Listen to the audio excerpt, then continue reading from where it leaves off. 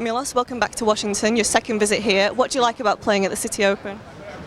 I like the conditions, really. It's a good atmosphere around. It's a very convenient and practical tournament leading into two big Master Series, and then obviously followed by a Grand Slam. It gets you used to the summer heat that you're going to be dealing with in many situations, playing through the East Coast. But also it gets you prepared, back on hard courts, back into the swing of things, of getting that rhythm and what you need to do to be able to do well in those following tournaments. And how have you spent the few weeks since reaching the Wimbledon semi-finals?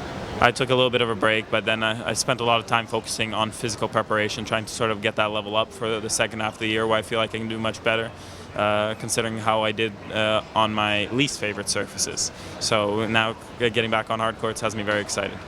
And when you come back after a few weeks away, how difficult is it to find the match sharpness? Do you have a couple of extra practice sessions or do some extra work? You just spend more time on court. That's pretty much where it comes from. And you approach those first matches not expecting to play well, going in there with the right attitude, the right approach, and trying to sort of figure out your game.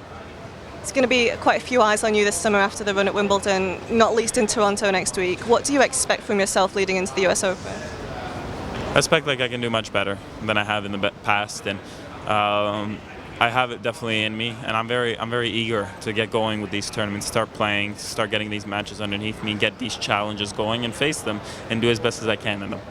And just looking specifically at Toronto, are you seeing it as sort of a homecoming almost, because so much has changed for you in the past 2 years since you played there?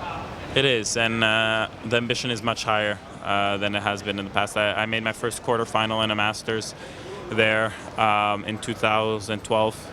And there's so much more ambition and so much more belief that I can achieve those ambitions. Back then, to me, it was very new. Obviously, if I was to achieve what I want in Toronto, it would be new, but it would be more so expected, let's say.